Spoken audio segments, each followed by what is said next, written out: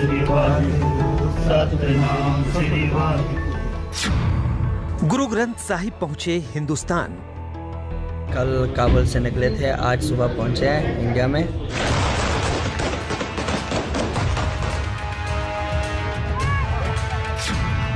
अफगानिस्तान में अब भी घमासान।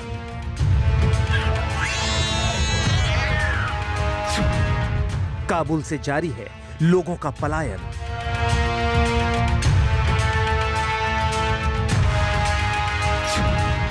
तालिबान की अंतरिम सरकार का ऐलान।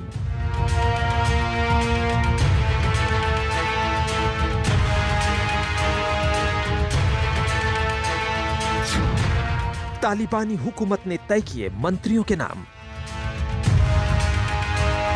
यही डिसाइड किया कि अभी हालात सिचुएशन ऐसी ही कि हम बायत देश को छोड़कर दूसरी देश में जाएंगे।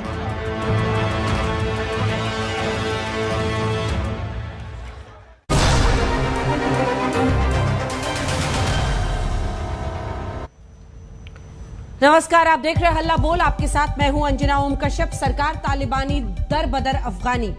तालिबान ने अंतरिम सरकार का ऐलान कर दिया और कुछ मंत्रियों के नामों का ऐलान भी कर दिया। यानी अफगानिस्तान पर तालिबान का शिकंजा कसता जा रहा है, लोगों में खौफ बढ़ता जा रहा है, लोग अफगानिस्तान छोड़ने की बेताबी उनमें बढ़ रही है। वहीं दुनिया के पास अपने लोगों को बाहर निकालने के लिए वक्त लगातार कम पड़ रहा है। जरा ये रिपोर्ट देखिए, फिर चर्चा की शुरुआत करेंगे। और हमारे साथ जुड़ेंगी अनारकली कौर, वही सिख महिला सांसद जो अफगानिस्तान से हिंदुस्तान आई हैं, जो लगातार अपना दुख, अपनी तकलीफ यहां पर बता रही हैं, सरकार से गुहार लगा रही हैं और अफगानिस्तान में तालिबान की पोल खोल रही हैं। लेकिन पहले ये रिपोर्ट।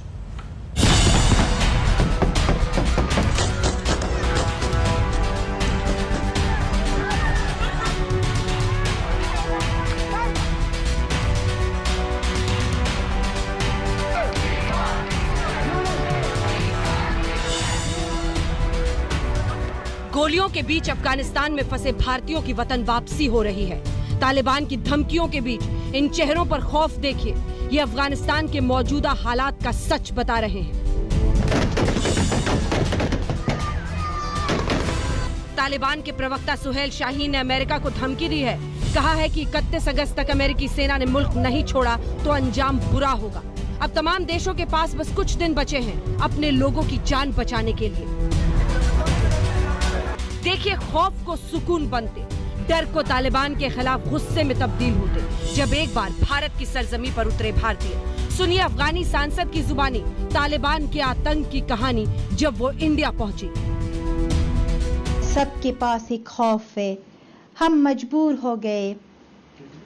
देश हमारी माँ है और देश को छोड़कर कोई आसान बात नहीं है, लेकिन ऐसे मजबूर हो गए कि हम शायद यही एक ही वीक में हम यही डिसाइड किया कि अभी हालात सिचुएशन ऐसी ही कि हम बायत देश को छोड़कर दूसरी देश में जाएंगे। अपने माथे पर जब किसी मुल्क से अपने धर्म, अपने गुरु ग्रंथ साहिब को बचाकर निकलना पड़े तो सोचिए उस देश का आतंक, सोचिए तालिबान का आतंक। यहाँ से पालकी साहब के जरिए, जो कि एक खास बस है जिसको सजाया गया है, उसमें इन्हें स्थापित किया जाएगा और उसके बाद आगे ले जाया जाएगा। सबसे आगे जो सिख धर्म का झंडा है, निशान साहब आप देख सकते हैं कि वो इस समय आगे बढ़ते हुए। कल काबुल से निकले थे, आज सुबह पहुंचे हैं इंडिया में। और मैं बहुत धन्यवाद करता हूँ मोदी जी का, इंडिया एम्बेसी ऑफ इंडिया का जो हमारे साथ बहुत मदद किया है, इंडियन आर्मी फोर्स का जो हमारे साथ बहुत मदद किया है, बहुत सेवा किया हमारी।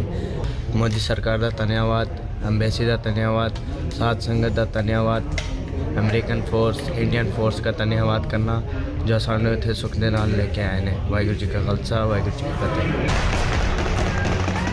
जब तालिबान की दहशत पूरे विश्व को झकझोर रही है, तब सुनिए अफगानिस्तान के साहसी उपराष्ट्रपति कैसे आज तक से एक्सक्लूसिव बातचीत में साफ कह रहे हैं कि अफगानिस्तान को तालिबानिस्तान नहीं बनने देंगे।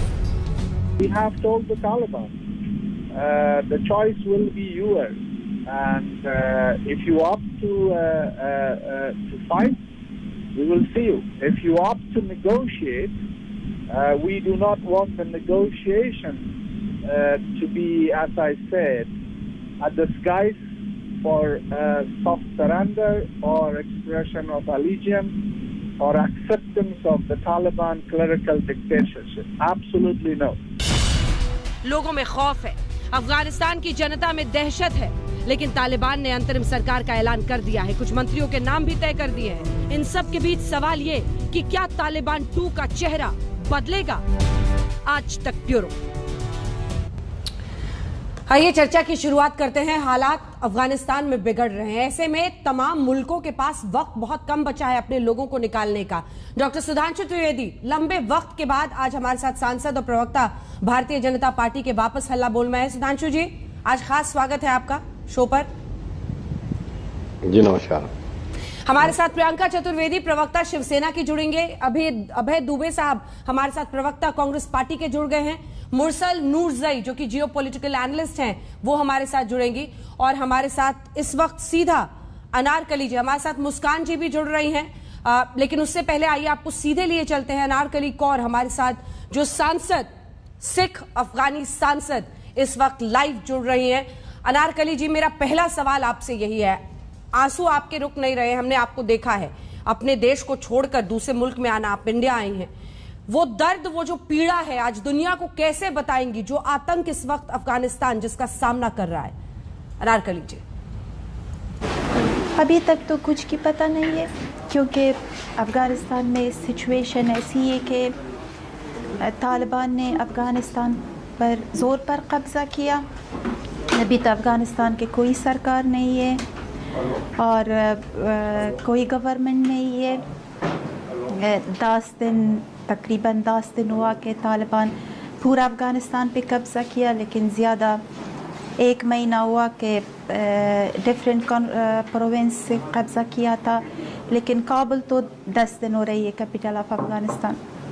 अभी तो कुछ की पता नहीं चलेगी, लेकिन लोग सब डरते हैं क्योंकि वो तालिबान वो एरिया में जो है, काबुल नहीं लेकिन डिफरेंट प्रोविंस में जो है, वहाँ से डिफरेंट वीडियो सोशल मीडिया में आते हैं कि वो नून के तालिबान ने कैसे लोगों के साथ सलूक करते हैं, ख़वातीनों के साथ कैसे सलूक करते हैं।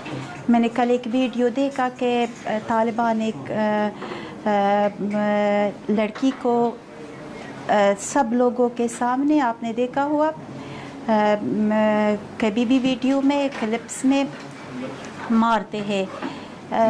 लेकिन ये वो सलूक है तालिबान की जो 20 साल पहले अफ़गानिस्तान जब तालिबान के कब्ज़े में थे, ऐसे ही सलूक थे। अभी तक तो कुछ की पता नहीं है, क्योंकि बिल्कुल मुश्किलें बहुत है और अभी तो एक फ्लूइड सिचुएशन है जिसको लेकर आप लोग नहीं बोलना चाह रहे हैं ज्यादा। लेकिन एक बहादुर औरत के तौर पर मैं इस बार सुधांशु जी आपका भी कमेंट लूंगी। आपने पूरी कहानी उनकी जुबानी सुनी है, ये लोग इंडिया आए हुए हैं। बहादुर औरत के तौर पर अगर आपका पूरा सफर हम देखें, बहुत मुश्किलों का सामना करके आप लोग सांसद बनी वहां पर, और फिर तालिबान ने जैसे सब पर पानी फेंक दिया है। अभी तक तो कुछ की पता नहीं है, क्योंकि अफ़गानिस्तान में सिचुएशन ऐसी है कि तालिबान ने अफ़गानिस्तान पर ज़ोर पर कब्ज़ा किया। अभी तो अफ़गानिस्तान के कोई सरकार नहीं है और कोई गवर्नमेंट नहीं है। 10 दिन तकरीबन 10 दिन हुआ कि तालिबान पूरा अफ़गानिस्तान पे कब्ज़ा किया, लेकिन ज़्यादा 1 महीना हुआ कि डिफरेंट प्रोविंस से कब्ज़ा किया था। लेकिन काबुल तो 10 दिन हो रही है कैपिटल ऑफ अफ़गानिस्तान। अभी तो कुछ की पता नहीं चलेगी, लेकिन लोग सब डरते हैं क्योंकि वो तालिबान वो एरिया में जो है, काबुल नहीं लेकिन डिफरेंट प्रोविंस में जो है, वहाँ से डिफरेंट वीडियो सोशल मीडिया में आते हैं कि वो नून के तालिबान ने कैसे लोगों के साथ सलूक करते हैं, ख़वातीनों के साथ कैसे सलूक करते हैं। मैंने कल एक वीडियो देखा कि तालिबान एक लड़की को सब लोगों के सामने, आपने देखा हुआ कभी भी वीडियो में क्लिप्स में मारते हैं। लेकिन ये वो सलूक है तालिबान की जो 20 साल पहले अफ़गानिस्तान जब तालिबान के कब्ज़े में थे, ऐसी सलूक थे। और सब लोग कहते हैं, पता है अनारकली जी, यही डर है ना लोगों को, यही डर है जिसकी वजह से परिस्थितियां ऐसी हो रही हैं। आप लोग वहां पर कई सालों से थे, सालों साल से वहां पर सिख जमे हुए थे, अब वहां पर अपरूट होना बहुत बड़ी ट्रेजेडी है। ये पता नहीं, हमारी उम्मीद है क्योंकि देश तो मैं सुनी थी कि देश माँ है, लेकिन कभी भी ये महसूस नहीं किए कि देश, सब कहते हैं देश माँ है कैसी, लेकिन अब हमें पता लगा कि ठीक देश बिल्कुल माँ है। लेकिन आने वाले कल का या कितने घंटे बाद का कोई गारंटी नहीं है कि क्या होगा। हो सकता है अनारकली जी आपके मन में अगर बिल्कुल गारंटी नहीं है, परिस्थितियां बदल रही हैं, मन में क्या है आपके? आप लोग यहाँ आए हैं तो डर है, खौफ है या गुस्सा है ऐसे लोगों के खिलाफ जिन्होंने 20 साल की जो राह पर अफगानिस्तान चला था उसको बिगाड़ दिया है? मैं बिल्कुल कंफ्यूज हूँ। अफगानिस्तान के हालात ऐसे ही हालात है कि हर 20 साल 10 साल या 15 साल एक ही चेंजेस आती है। जो कुछ वो 10 साल 20 साल में होता है सब बर्बाद जाते हैं। हमें खौफ डर इसका है, खौफ डर वो लोग है कि उन्हीं के कोई चांस नहीं मिलती, लेकिन वो चाहते हैं कि अफ़गानिस्तान से बाहर जाए। वो खौफ जो उन्हीं के दिलों में है, लेकिन कोई चांस उनके पास नहीं है। वो लोग जो बाहर निकलते हैं डिफरेंट फ़्लाइट्स में, उनको तो चांस मिलते हैं, लेकिन बहुत लोग अफ़गानिस्तान में है कि कभी भी उनको ये चांस नहीं है। लेकिन जो लोग वहाँ पीछे छूट गए अनारकली जी, उनको क्या मैसेज देंगे आप, जो लोग पीछे छूट गए हैं? मैं क्या मैसेज दूँ? पहले हमारे साथ बहुत मैसेज थे, जब तालिबान नहीं थे हम लोगों को बहुत मैसेज देते थे, तालिबान को देते थे कि हम ठीक है, हम पीस करेंगे, आप भी आओ, हम सब एक ही गवर्नमेंट में होंगे। लेकिन हमारे लिए जो अफ़गानिस्तान के लिए 20 साल हुआ वो बायत सेफ हो, ये मैसेज थे। अभी तो मेरे पास कोई मैसेज नहीं है। मैं अपने देश को, अपनी माँ को छोड़कर आई हूँ। देश को छोड़ के, माँ को छोड़ के, जैसा आप बता रही हैं इंडिया आई हैं। आपका बहुत बहुत धन्यवाद हमारे साथ जुड़ने के लिए अनारकली कौर, जो लगातार हमेशा जो दुख और तकलीफ आप लोग झेल रहे हैं उसको हम लोग समझ सकते हैं।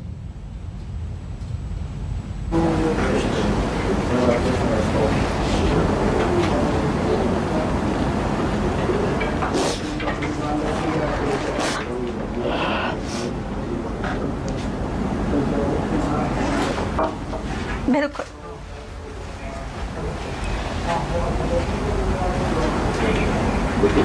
सॉरी।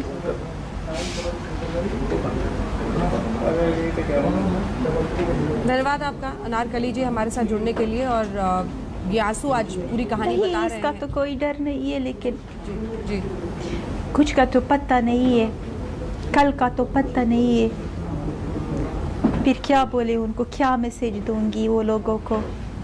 वो लोगों तो ये एक, उनके साथ कोई डॉक्यूमेंट नहीं है, एयरपोर्ट जाते हैं कि कोई फ़्लाइट में देश से बाहर जाए।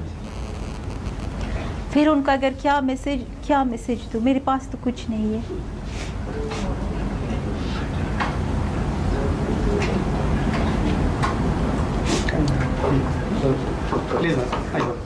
धन्यवाद आपका हमारे साथ जुड़ने के लिए। सुधांशु त्रिवेदी जी, ये आंसू पूरी कहानी बता रहे हैं।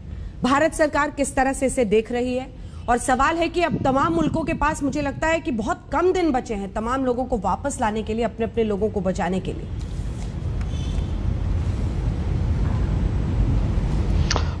देखिए अंजना जी, इस पूरी अफगानिस्तान की समस्या के दो पक्ष हैं।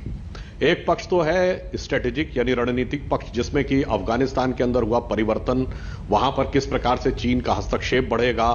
फिर ग्वादर पर तो चाइना है ही, हमने जो ईरान के पास चाबार के साथ गठबंधन किया उससे ईरान से भी अमेरिका ने के संबंध खराब हैं।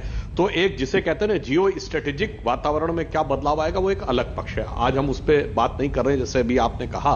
और ये अनारकली कौर जी जिस प्रकार की भावनाओं की अभिव्यक्ति उनकी हुई, एक दूसरा पक्ष है, वो है मानवीय संवेदना का पक्ष और आइडियोलॉजी का पक्ष। यह भी तय करना होगा कि इस दुनिया में या इस समय के आज के 21वीं सदी के समाज में कौन सी विचारधारा आगे बढ़ेगी। जो कष्ट उन्होंने बताया, जो दुनिया आज देख रही है, मैं पूरी विनम्रता से कहना चाहूंगा अंजना जी, जो लोग ये कहते हैं ना डेवलपमेंट की बात करो, पढ़ाई लिखाई की बात करो, बाकी में क्या रखा है, तो मैं याद दिलाना चाहता हूं केवल 1950 और 60 तक काबुल की आबादी में 1/3 से अधिक हिंदू और सिख थे। सबसे ज्यादा पढ़े लिखे थे, सबसे ज्यादा बिजनेस कंट्रोल कर रहे थे। और क्या हुआ, आज एक लिविंग जनरेशन में हश्र यहां तक पहुंच गया। केवल 1947 में लाहौर और कराची दोनों में सिख, हिंदू पंजाबी और हिंदू सिंधी सबसे ज्यादा पढ़ी लिखी कम्युनिटी थी, सबसे ज्यादा डेवलपमेंट ओरिएंटेड कम्युनिटी थी। क्या हुआ, चंद महीनों में सब कुछ खत्म। 1990 में कश्मीरी हिंदू, कश्मीरी पंडित, श्रीनगर में सबसे पढ़ी लिखी कम्युनिटी, सबसे डेवलपमेंट कम्युनिटी, सब कुछ खत्म। ध्यान दीजिए, डेवलपमेंट पे भी ध्यान दीजिए, पर साथ ही साथ यह भी ध्यान दीजिए कि खतरनाक किस्म के विचार अगर समाज के अंदर आकर स्थान बना लेते हैं, जैसे कोरोना का काल था, तो सब कुछ ठीक है मगर मुंह पे मास्क भी होना चाहिए। जरा सी सावधानी हटी और अगर वायरस अंदर आ जाए तो आपकी इम्यूनिटी इतनी कमजोर मजबूत होनी चाहिए कि उसको समाप्त कर दे। अन्यथा क्या हश्र होता है वो सबके सामने दिखाई पड़ रहा। और मुझे एक बात और याद आती है अंजना जी, जिस प्रकार का महिलाओं के प्रति व्यवहार, उसके पूर्ववर्ती प्रमाण और आज के प्रमाण दिखाई पड़ रहे हैं। कहां जाती हैं आज की जो भारत की महिला एक्टिविस्ट हैं। याद करिए, एक वो सीन आपको याद है ना, ट्विटर के ग्लोबल सीईओ के सामने खड़े होकर स्मैश ब्राह्मणिकल पैट्रियार्की, आज तालिबानी पैट्रियार्की के नाम के ऊपर अरे कम से कम मुनव्वर राणा, शफीकुर रहमान बर्क, सज्जाद नोबानी, असदुद्दीन ओवैसी के खिलाफ न धरना करो भाई, एक बयान तो दे के दिखा दो। अब सबके मुंह में दही जम गए। बोलेंगे अभय दुबे जी। यह दर्शाता है कि ईमानदारी से महिला अधिकारों के लिए कोई नहीं कहना चाहता, सब के सब इस विषय पे अपने राजनीतिक निहितार्थ सिद्ध करना चाहते हैं। अभय दुबे जी, सीधा आपने बोला है उन्होंने। मेरे अभिन्न मित्र एक नाम छोड़ दिए, इसमें एक नाम भूल गए, असदुद्दीन ओवैसी, मुनव्वर राणा के साथ मोदी सरकार का नाम भी जोड़िए। भारत सरकार की नीति क्या थी अफगानिस्तान को लेकर जानते हैं आप? Afghan led, Afghan own and Afghan control सरकार हम चाहते थे वहां। मोदी सरकार ने इसको तब्दील कर दिया, सुधांशु त्रिवेदी जी, इस परिभाषा को उन्होंने कर दिया ISI led, Taliban own and Pakistan control. क्यों? मैं 4 प्रमाण रखता हूं अंजना जी आपके सामने। एक अनुबंध होता है 29 फरवरी 2020 को, एक होता है काबुल में, एक होता है कतर में। उसमें यह तय किया जाता है, अमेरिका सरकार के द्वारा वो हस्ताक्षरित किया जाता है और तालिबान के नेता अब्दुल्ला बरादर के द्वारा यह तय किया जाता है कि 5000 आतंकियों को छोड़ा जाएगा, सत्ता का शेयरिंग होगी, तालिबान को सत्ता सौंपी जाएगी। और 12 सितंबर के बाद जब इंट्रा अफगान निगोशिएशन स्टार्ट होंगे तो उसको इन तालिबानियों को रिकॉग्निशन दिलाई जाएगी। इस अनुबंध के बाद भारत सरकार का बयान आता है। भारत की सरकार कहती है, Indian government has welcomed the opportunity and hope for peace and stability generated by these agreements। इन दोनों अनुबंधों से तालिबान को अफगानिस्तान सौंप देने के बाद शांति स्थापित होगी। राज्यसभा में जवाब दिया जाता है, राज्यसभा में जवाब देते हैं कि external affair minister participated in the inaugural session of intra Afghan negotiation held in Doha सितंबर 2020। हमारे विदेश मंत्री उस इंट्रा अफगान निगोशिएशंस में जाते हैं, उसमें कौन होता है जानते हैं आप? उसमें होता है तालिबान। और कतर के special envoy conflict resolution, Qatar Majid Al Qahtani कहते हैं कि भारत के विदेश मंत्री मुझसे तो मिले ही मिले, तालिबान के साथ भी भारत की चर्चा हुई। ये बात यही नहीं रुकती अंजना जी, ये इतना साधारण नहीं है, ये सब कुछ नियोजित है। मोदी सरकार इस पूरे खेल में शामिल है। इतिहास साक्षी है, 2012 में जब ओबामा थे तब भारत ने क्या नीति अपनाई थी? साफ शब्दों में दोनों देशों ने कहा था, महिलाओं की सुरक्षा और प्रजातंत्र की सुरक्षा के साथ तालिबान को वो नहीं सौंप सकते। ये सौंपा किसको? भारत की ये परिस्थिति कैसे निर्मित हुई? क्यों अलग थलग पड़ गया? ठीक है सुधांशु जी से मैं इस पर जवाब लूंगी, छोटा सा जवाब सुधांशु जी, क्योंकि मैं दो बहुत खास महिला मेहमान मेरे साथ हैं जो अफगानिस्तान की परिस्थिति पर बोलेंगे। ठीक है, मैं 2 लाइन में जवाब दे देता हूं। देखिए, अभय दुबे जी की पार्टी को तो यह सौभाग्य प्राप्त था कि इन्हें तो तालिबान की समस्या कभी झेलनी नहीं पड़ी। 2001 तक तालिबान का राज था और जैसे ही अमेरिका वहां आया, जब तक इनकी सरकार आई 2004 सारी कमर तोड़ चुकी था। अमेरिका वहां, हैसियत ही खत्म हो चुकी थी तालिबान की। और उसके बाद 2004 से 14 तक कोई समस्या नहीं थी। हां, जो आपने 2012 याद दिलाया, अभय जी याद दिलाना चाहता हूं, 2010 में बराक ओबामा भारत आए थे। उन्होंने अपनी किताब में लिखा है कि डॉक्टर मनमोहन सिंह ने यह कहा कि अगर 26/11 के ऊपर हुए अटैक के रिटेलिएशन में हम पाकिस्तान पे हमला करते तो भाजपा को राजनीतिक लाभ मिलता। अब यदि आपको आपत्ति है तो करिए मुकदमा जाके बराक ओबामा के ऊपर और उस किताब के पब्लिशर के ऊपर कि ऐसा क्यों बोला। तो किसकी क्या रणनीति थी? सवाल ये है ही नहीं मान्यवर, सवाल इस बात का ओबामा की किताब कोट की है। ना, मैंने इतनी बड़ी अमेरिकी राष्ट्रपति, बात यह है कि उसकी ऑथेंटिसिटी आप चैलेंज कर, तो मैंने सिर्फ ये बताया, मैं तो ये कह रहा हूं कि जब आतंकवादी शक्तियां आई, देखिए अपने अपने टर्न पे बोले हम लोग, अच्छा रहता है ना अभय जी, मैंने तो इंतजार किया ना आपके अपने टर्न आने का। तो मैं सिर्फ ये कह रहा हूं कि कट्टरवादी शक्तियों के आगे, सर मैंने तो आपको बताया ना, आपके जमाने में तो तालिबान रहा ही नहीं, 2001 में खत्म हो गया था, अब 2021 में आया है, 2004 से 14 तक तो कुछ था ही नहीं। विश्व जानता है सारा। तो हमने तो ये बताया इन कट्टरवादी ताकतों के साथ आप कैसे डील करते थे। हमने सिर नहीं झुकाया। आपने बलूचिस्तान को, अच्छा आप बोल लीजिए पहले। आप देखिए, मुझे बताइए, मैं सिर्फ दो बातें कहकर अपनी बात खत्म कर। देखिए हम कैसे अलग अलग, अंजना जी, ट्रोइका एक जिसमें स्टेक होल्डर ऑडियो डिप हो जा रहा है बीच बीच में। हाँ, रशिया की अगुवाई में एक संघ बना है ट्रोइका, उसमें है रशिया, अमेरिका, चाइना। तो अब आप चाहते क्या ये बताइए ना अभय जी, ठीक है आपको लग रहा है आपने पोल खोल दी सरकार की, मुझे ये बताइए क्या चाहते हैं, ऐसी परिस्थिति में क्या हुआ, कांग्रेस का स्टैंड बताइए। बहुत अच्छी बात आपने कही। अब सारा जो हिंदुस्तान चाहता था, जो मैंने बताया कि हिंदुस्तान की नीति थी, उसके उलट काम कर दिया और प्रतिपक्ष से पूछा जा रहा है कि वो क्या चाहता है। अरे भारत जो चाहता था Afghan land, Afghan own and Afghan control, आप जानती है क्या हुआ? अब हरा हुआ है आप लोगों ने अपने दिमाग में। मैं आपसे अभय दुबे जी ये पूछ रही हूँ कि भारत की क्या नीति होनी चाहिए बतौर इस विपक्षी सबसे बड़ी पार्टी, इस पर आपकी क्या नीति है, क्या राय है, आप क्या कहेंगे सरकार से? ऑल पार्टी मीटिंग होने वाली है, आप तो पता नहीं कौन सा चश्मा लगाए बैठे रहते हैं हमेशा। नहीं देखिए, चश्मा इनको सूट नहीं करता होगा, आपको सूट नहीं करता होगा, भारत का चश्मा साफ है। मैं पूछ रही हूँ सर, उसका जवाब दीजिए। बतौर बड़ी विपक्षी पार्टी आपको क्या लगता है भारत को क्या करना चाहिए? तमाम सांसद जो आ रहे हैं, लोग आ रहे हैं, वो सब भारत से मदद की गुहार लगा रहे हैं। भारत को क्या करना चाहिए जो सरकार नहीं कर रही है? जवाब दीजिए इसको। भारत को बुलेट से नहीं, बैलेट से चुनी हुई सरकारों को मान्यता देनी चाहिए। भारत किसी भी दबाव में ऐसी सरकारों को मान्यता नहीं दे। ऐसे लोगों के आगे, ऐसे आतंकी संगठनों के आगे जो मोदी जी ने घुटने टेके हैं, वैसे घुटने भारत को नहीं टेकना चाहिए, नहीं तो भविष्य का भारत क्षमा नहीं करेगा इन लोगों को। अंजना जी, आज एक्सटर्नल अफेयर मिनिस्टर कह रहे हैं कि हम फ्लोर लीडर से बात करेंगे। अरे तब नहीं कर सकते थे फरवरी 2020, जब आपने प्रशंसा कर दी भूरी भूरी की तालिबान को। मैं लौट रही हूं, इस टॉपिक पर चर्चा करेंगे सर। अभी तो आप दोनों हमारे साथ हैं। हमारे साथ इस वक्त मुरसल नूरजई जी जुड़ रही हैं। अपने दर्शकों को जरा सा इनकी पहचान बता दें, क्योंकि पिछले 10 सालों से ये जर्मनी रह रही हैं, जर्मन नेशनल है, अफगान नेशनल है, पाकिस्तान में एक एक्टिविस्ट के तौर पर इन्होंने काम किया है, अफगानिस्तान पर इनकी अच्छी नजर है और पकड़ है। मैं आपके जरिए मुरसल ये जानना चाहती हूँ, जो परिस्थिति बन रही है, तालिबान बार बार कह रहा है कि हम वो नहीं है जो हम 20 साल पहले थे, यकीन करना चाहिए इस पर?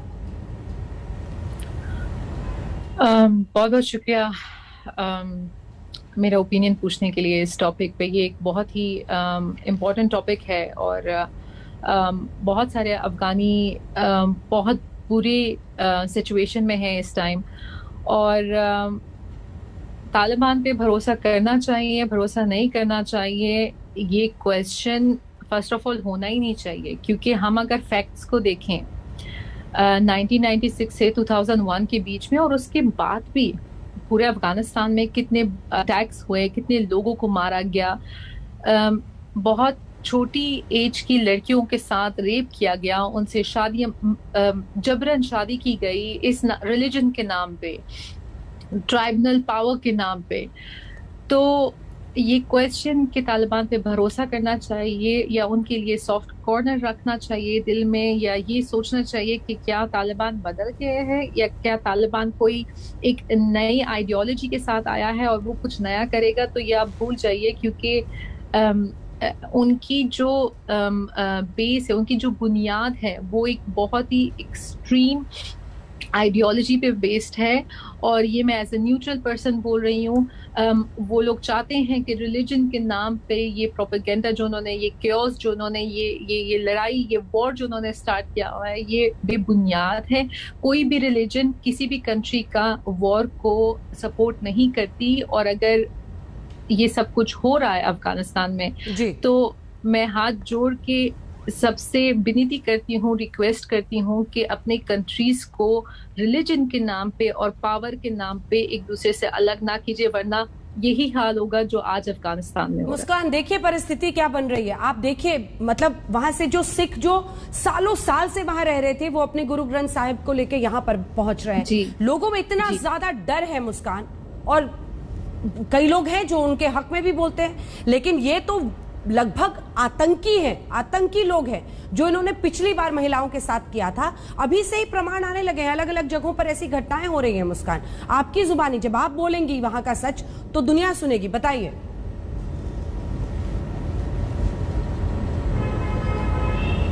जी, मैं ये बताना चाहती हूँ कि वहाँ पे जो अभी पर हो रहा है, जो पहले बार हो गया, जो 20 साल पहले हो गया, तो लोगों के जो एक्सपीरियंस है, लेकिन वो 20 साल पुरानी के बाद हो गए, पुरानी नहीं हो गए। जैसे कि इन 20 सालों में इनके ऊपर काम चल रहा था, जैसे उनको ट्रेन देना वहाँ पे जो हमारे पड़ोस मुल्क है।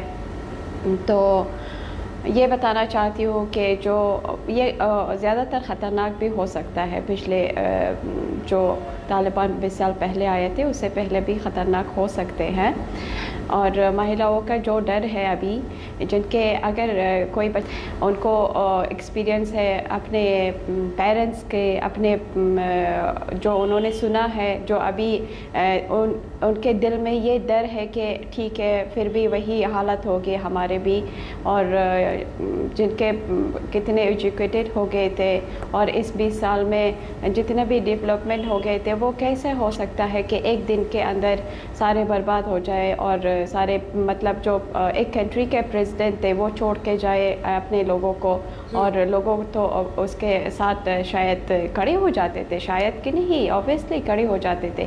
लेकिन जब एक कंट्री का लीडर, जो एक कंट्री का प्रेसिडेंट साथ नहीं दे रहे, तो लोग कैसे कर सकते हैं जो लोगों का कोई सपोर्ट ही नहीं है। मुस्कान, अशरफ गनी तो भाग गए हैं, अशरफ गनी तो भाग गए दूसरे मुल्क में। एक सेकंड, अपने लोगों को छोड़कर वो तो भाग गए, लेकिन उपराष्ट्रपति जो कि कार्यकारी इस वक्त वहां पर राष्ट्रपति अमरुल्लाह सालेह, जब वो कहते हैं कि हम अफगानिस्तान को तालिबानिस्तान नहीं बनने देंगे, आप लोगों को उम्मीद लगती है, विश्वास होता है? लोगों का उम्मीद अभी, उम्मीद के नाम शायद कोई चीज़ है ही नहीं। उम्मीद तो ख़त्म हो गई जिस दिन प्रेसिडेंट एक मतलब जो प्रेजेंट के प्रेसिडेंट भाग गई, वो लोग कैसे उम्मीद रख सकते हैं कि अच्छा ठीक है होगा। एक प्रोविंस से, एक लीडर से, या तो अमरुल्लाह सालेह से कहने के वजह से लोग क्या उम्मीद रखेंगे जब उनका कोई सपोर्ट है ही नहीं। अभी सपोर्ट नहीं है, कैसे कोई उम्मीद ही नहीं। सुधांशु जी देखिए, अफगानिस्तान की जो इस समय स्थिति है वो एक चीज को और भी दर्शा रही है कि किस प्रकार से अंतर्राष्ट्रीय जो शक्तियां हैं वो किसी भी देश का प्रयोग करती हैं और उसके बाद उसकी क्या स्थिति होती है। आप याद करिए, शायद अभय जी को भी याद होगा, अंजना जी आपको भी याद होगा, 1980s की बड़ी फेमस हॉलीवुड मूवी थी सिल्वेस्टर स्टालन की, रैम्बो। उसमें क्या दिखाया गया था कि वो अफगानिस्तान के मुजाहिदीनों के साथ लड़ रहे थे। यानी तब अमेरिका पूरी तरीके से इन्हीं कट्टरपंथी ताकतों को अफगानिस्तान में बढ़ाने में लगा था और इनको हीरो के रूप में प्रोजेक्ट किया जा रहा था। आज वो उनके लिए समस्या बनकर खड़े हो गए। तो यह भी दर्शाता है कि किसी भी देश को अत्यंत सावधान रहना चाहिए इस विषय पे, जैसा कि मुस्कान जी ने भी कहा और जो आपके मुरसल नूरजई जी हैं उन्होंने भी ये बात कही कि इस प्रकार की हार्डलाइनर टेंडेंसीज कभी भी देश के अंदर अगर पनपती हैं। और एक बात मैं और ईमानदारी से कहना चाहूंगा, मान लीजिए अशरफ गनी आज भाग गए, आज जो काबुल में एक दृश्य दिखाई पड़ रहा है, ऐसे दृश्य आपको कहीं अफगानिस्तान में दिखते हैं, कभी इराक में दिखते हैं, कभी सीरिया में दिखते हैं, कभी लीबिया में दिखते हैं। इसको बुरा नहीं मानना चाहिए। ऐसे दृश्य आपको मुस्लिम कंट्रीज में ही क्यों दिखते हैं? इस पे विचार करने की जरूरत है और उस समाज को समग्रता से विचार करना चाहिए कि इस ढंग की चीजों, और भारत के अंदर भी उसी में इस प्रकार के विचारों का समर्थन करने वाले लोग दिखते हैं।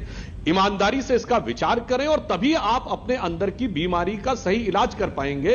अन्यथा यदि आप बीमारी को बीमारी नहीं मानेंगे तो इलाज कहां से करेंगे? अभय दुबे जी, देखिए अंजना जी, ये आपने एक प्रश्न किया था कि तालिबान क्या बदला हुआ है। मैं आपको बताना चाहता हूं 6 अगस्त को जो सिक्योरिटी काउंसिल की मीटिंग हुई यूनाइटेड नेशंस की, जिसकी अध्यक्षता भारत ने की, सप्रमाण अफगान की सरकार ने और प्रेस कॉन्फ्रेंस लेकर भी ये बताया कि ये पूरी तरह पाकिस्तान प्रायोजित है। उसने बताया कि 20,000 पाकिस्तानी लड़ाके ISI के माध्यम से तालिबान के लिए भेजे गए हैं। वो तालिबान के लड़ाकों के लिए हॉस्पिटल संचालित कर रहे हैं और 13 आतंकी संगठन इसमें भूमिका निभा रहे हैं, जो जिनका बेस पाकिस्तान में है, जिसमें हक्कानी ग्रुप सबसे जो इनका अगुवा है वो हक्कानी ग्रुप है, जैश ए मोहम्मद है, लश्कर तैयबा है। तो कैसे भरोसा कर सकते हैं? ये तो पूरा ISI और पाकिस्तान कंट्रोल है। लेकिन भारत को ये मूल्यांकन करना चाहिए कि विदेश नीति में हमने क्यों ऐसी कमी छोड़ दी। एक जो अलाइनमेंट बना अभी, हमारा ऑल वेदर अलाई था रशिया, उसकी अगुवाई का ट्रोइका एक संघ है, उसने हमको बाहर कर दिया सिर्फ। आप जानती हैं उसमें अमेरिका है, उसमें चाइना है, उसमें रशिया है, और प्लस करके उन्होंने तालिबान को, अफगानिस्तान को इन्वॉल्व किया। इधर अमेरिका 15 अगस्त को 125 देशों का एक मैसेज देता है विश्व भर को और कहता अफगानिस्तान में हमारे देशों के जो लोग हैं, एम्बेसी के लोग हैं और हमारे नागरिक हैं, वो हर हाल में सुरक्षित आने चाहिए। उसमें से भारत को बाहर किया जाता है। खुद सुब्रमण्यम स्वामी ट्वीट करते हैं। तो हमारी परिस्थितियां कहां हैं, इस बात का मूल्यांकन करना चाहिए। तो इससे संदेश जाता है कि रणनीतिक तौर पर हम कहीं पर छूट गए हैं अफगानिस्तान की इस पूरी परिस्थिति में। जो हमारे लिए एक वक्त पर फायदे की परिस्थिति होती थी, वो बहुत बड़े नुकसान का सबब बन गया है। सुधांशु जी।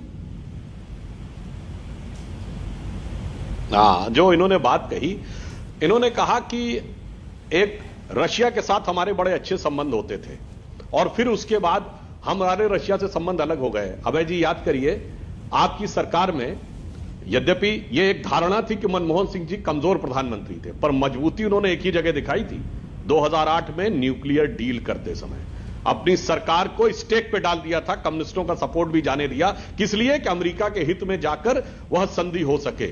वहां से हमारा ड्रिफ्टिंग शुरू हुई और यह धारणा थी कि 1995 में जब हम परमाणु विस्फोट करने जा रहे थे, अमेरिका की घुड़की आई और हम पीछे हट गए। अब याद करिए उस जमाने में जब थर्ड स्टेज क्रायोजेनिक इंजन 1994 में हम अमेरिका के दबाव में अपने प्रोग्राम से पीछे हट गए थे। तो यह बदलाव की शुरुआत किसने की? अपने रणनीतिक हितों पे मजबूती के साथ मोदी जी की सरकार जिस ढंग से डटी हुई है, यह बहुत जरूरी। और आपने एक और बात कही, देखिए अगर हम आतंकवादी शक्तियों के साथ किसी भी प्रकार का समझौता करते नजर आएंगे तो उनकी हिम्मत बहुत बढ़ जाती है। और हिम्मत किसकी कम हुई, किसकी बढ़ी, इस पे सबका अपना अलग अलग विचार है। पर पिछले 7 सालों में आतंकवाद की घटनाएं दक्षिण कश्मीर को छोड़कर पूरे भारत में क्यों नहीं हो पाई? यह दर्शाता है कि उनकी हिम्मत अब क्या है और तब क्या थी। तब 2008-9 में आप शर्म एल शेख में बलूचिस्तान को एग्रीमेंट का पार्ट बना लेते थे, यानी हम मान लेते थे कि बलूचिस्तान में हमारा इंवॉल्वमेंट है। इतनी बड़ी बड़ी हमने स्ट्रेटेजिक गलतियां की। और जहां तक आप अफगानिस्तान की बात करते हैं, आपने एक बात कही, जब 80 में सोवियत संघ ने कब्जा किया अफगानिस्तान पे तो हम कहां खड़े थे? अचानक हम उनके साथ खड़े थे। फिर जब 90 के दशक में हुआ, हम दूसरी तरफ आके खड़े हो गए जब वहां पर सत्ता पलट हो गया अफगानिस्तान में। इससे पहले याद करिए 72 में जहीर शाह को कुछ समय के लिए, जो अफगानिस्तान के बादशाह थे, जब तख्ता पलट हुआ पीडीपीए ने, people's democratic party of Afghanistan ने तख्ता पलट किया, हमने उनको कुछ समय के लिए भारत में रहने भी दिया, बाद में स्विट्जरलैंड और पेरिस चले गए। तो हमारी अफगानिस्तान के लिए नीति क्या थी, तो बताइए ना। अगर हम जहीर शाह के साथ थे तो फिर हम कम्युनिस्ट रिजीम के साथ क्यों हो गए? कम्युनिस्ट रिजीम के साथ थे तो हम अमेरिका के दबाव में क्यों आ गए? हमारी नीति तो बहुत साफ है, हम किसी भी प्रकार की कट्टरपंथी ताकत को बढ़ावा नहीं देना चाहते। और एक बात और ईमानदारी से कह दीजिएगा, क्या सीए गलत था? क्या आज ये हालात आपको काबुल में दिख रहे हैं, विशेषकर हिंदुओं और सिखों के? क्योंकि जिस दिन शरीयत लागू हुआ, सारे गैर मुस्लिम 2 दर्जे के नागरिक हो गए। अब आप दिल पे हाथ रख के कहिए, वो गलत था क्या? या फिर ईमानदारी से कहिए कि हाँ हमसे चूक हो गई थी, हम उनका दर्द नहीं समझ पाए थे, आज वो दर्द दुनिया देख जवाब दे रहे हैं और हम अपनी आप जो गलतियां गिना रहे हैं वो तो कह रहे हैं हमारी सबसे बड़ी कामयाबियां रही है। ये कामयाबी है अंजना जी, कामयाबी है। पुलवामा से लेकर उड़ी से लेकर हंदवाड़ा से लेकर पठानकोट से लेकर लगातार आतंकी हमले, और आपने किया क्या? आपने जो क्राइम सीन पर उन्हीं अपराधियों को बुला लिया आईएसआई को पाकिस्तान के, जिसने ये अपराध में जो इस संगठित अपराध में शामिल थे। मैं पूछना चाहता हूँ सीए की बड़ी बड़ी बातें कर रहे हैं, मैं 2-3 दिन से आपको सुन रहा हूँ सुधांशु जी, कब सीए का नोटिफिकेशन हुआ था बताइए देश को? 1 जनवरी 2020। एक भी नागरिकता दी उस सीए के कानून से आज तक आपने, बताइए देश को क्यों? क्योंकि आपने रूल तक फ्रेम नहीं किए। आप कह रहे हैं क्या, आर्गुमेंट ये देते हैं कि साहब कोविड की महामारी थी इसलिए रूल नहीं बना पाए। अरे किसानों के खिलाफ क्रूर काले 3 कानून बना दिए और कहा आपदा में अवसर ढूंढ रहे हैं, और इनके रूल तक फ्रेम नहीं कर पाए। किस मुंह से कहते हैं? उस कानून में आपने रिलीजियसली परसिक्यूटेड शब्द तक हटा दिया। क्यों हटा दिया? इस पर आपत्ति हमने नहीं ली थी सुधांशु त्रिवेदी जी, इस पर आपत्ति ली थी रॉ ने सबसे पहले। पार्लियामेंट्री स्टैंडिंग कमेटी की रिपोर्ट देख लीजिए, आईबी ने आपत्ति ली थी। उसने कहा था कि सिर्फ 30,000 परिवार हैं जो रिलीजियसली परसिक्यूटेड के नाम से। लेकिन आज जब सिख वहां से वापस आ रहे हैं, आज जब गुरु ग्रंथ साहिब को लाया जा रहा है भै दुबे जी, तो आपको नहीं समझ में आ रहा है कि वहां पर जो अल्पसंख्यक रह गए हैं उनके लिए भारत को कुछ ठोस कदम उठाने की जरूरत है? उनको लाने का जो कदम उठाया गया है सही है? तस्वीरें दिखाइए।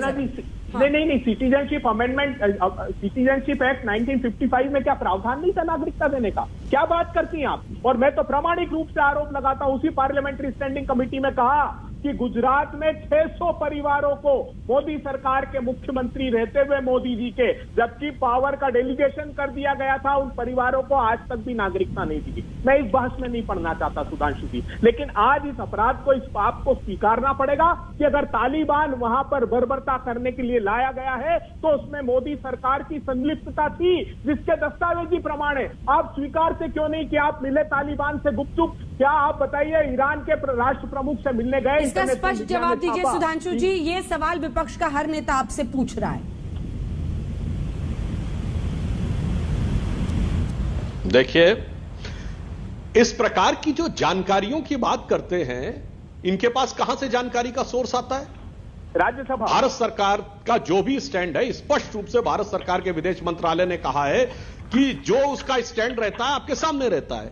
अब रही बात बाहर की छपी छपाई और सुनी सुनाई बातों पे, तो बहुत सारी चीजें हैं अभय जी, आप परेशान हो जाएंगे। आप लोगों के जमाने में ऐसी ऐसी किताबें लिखी। अब केजीबी की चीफ ने तो सोनिया गांधी के बारे में पता नहीं क्या क्या लिखा, इसलिए उस टॉपिक को मत जाइए। अगर आप कहेंगे जी सुनी हुई बात, लिखी हुई बात, छपी हुई बात, आज इस पे आते हैं। आपने एक सेंटेंस बोला कि रिलीजियस परसिक्यूशन नहीं लिखा है। यह बताइए सीए में कहीं लिखा है कि इसकी नागरिकता चली जाएगी? कहीं पे लिखा है किसान कानून में कि उनको एमएसपी नहीं मिलेगी? और आज जो दृश्य दिखाई पड़ रहे हैं, गुरु ग्रंथ साहब को सर पे रख के चल रहे हैं, इसके लिए आपको रिलीजियस परसिक्यूशन का प्रमाण चाहिए? मेरे विचार से यह तंग दिली की इंतहा है। आप तो विवेकपूर्ण व्यक्ति हैं, आपके विवेक पर यह राहुल काल का ऐसा ग्रास नहीं लगना चाहिए। अंजना जी, इसकी नजरिए पर तो मुझे एक लाइन याद आती है। अरे सुनिए, इनके एक नजरिए पर तो मुझे एक लाइन याद आती है उन दुखियारे लोगों के प्रति जो हिंदू और सिख काबुल से आ रहे हैं, कि बहुत जुदा है इस दर्द की कैफियत मेरी, बहुत जुदा है इस दर्द की कैफियत मेरी, इधर मेरे दर्द की इंतहा नहीं और तू कहता है कि जख्म दिखता ही नहीं।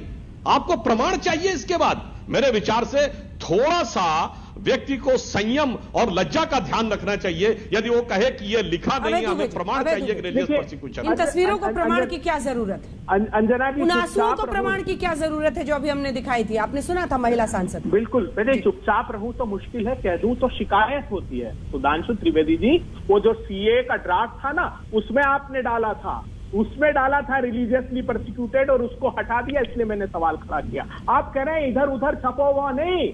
राज्यसभा का जवाब 29/7/2021 को राज्यसभा में प्रश्न के उत्तर में यह कहा है कि हाँ, भारत के विदेश मंत्री उस मीटिंग में मौजूद थे जहां तालिबान। अबे जी, एक सेकंड आपको टोक रही हूँ। राहुल गांधी, आप ही के पार्टी की तरफ से राहुल गांधी ने कुछ देर पहले सरकार पर गंभीर आरोप लगाए हैं, उसका जवाब देने स्मृति ईरानी, केंद्रीय मंत्री भारत सरकार के सामने। क्या राहुल गांधी का ये मानना है कि वो राज्य की सरकारें भी जो इस प्रकार का मोनेटाइजेशन कांग्रेस के नेतृत्व में कर रही हैं, वो सब अपने राज्यों को बेचने का काम कर रहे हैं। अंग्रेजी में एक कहावत है कि this man's politics begins with hypocrisy, is sustained through arrogance and ends with contempt. और आज इसका साक्षात्कार राहुल गांधी जी ने अपने प्रेस कॉन्फ्रेंस के माध्यम से दिखाया है। स्मृति जी, राहुल गांधी ने कहा कि हम गुलामी की तरफ बढ़ रहे हैं। जैसे ईस्ट इंडिया कंपनी के समय पे था एकाधिकार था, उसी तरह एकाधिकार हो चुका। 2-3 लोग हैं देश के उद्योगपति जिनको सारे काम दिए जाते। गुलाम वो है जो आज भी एक खानदान के नीचे राष्ट्र को तोड़ने की बात करते हैं। राहुल गांधी से आपने प्रश्नों की झड़ी लगाई होगी, पूछा उनसे कि कांग्रेस के जो पंजाब के अध्यक्ष हैं वो हिंदुस्तान के बारे में क्या कह रहे हैं। गुलाम वो है जो एक परिवार के आश्रय में देश के संदर्भ में जब देश प्रगति करता है तो उसके बारे में अंकुश लगाने का भरसक प्रयास करते हैं। 6 लाख करोड़ रुपया भारत की तिजोरी में आएगा, शायद राहुल जी को ये बात रास नहीं आई। राहुल गांधी का यह भी कहना है।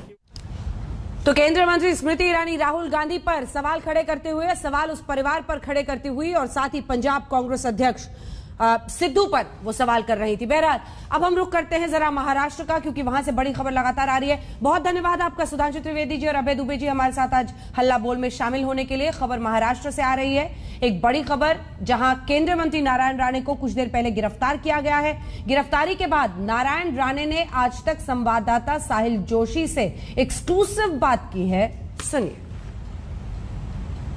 राणे साहब, ये जो आपको अरेस्ट हुई है और जिसके बाद सरकार की तरफ से अभी तक कोई अधिकृत प्रतिक्रिया नहीं है, वो कह रहे हैं कि आपने जो शब्द का इस्तेमाल किया, आपने कहा कि मुख्यमंत्री को आप कान के नीचे बजाएंगे, उसको लेकर ये गिरफ्तारी हुई। उनका कहना है कि इसके वजह से 2 समूहों में तेढ़ निर्माण हो सकती है, कानून सुव्यवस्था की स्थिति पैदा हो सकती है, उसके वजह से ये गिरफ्तारी हुई। क्या कहना है आपका?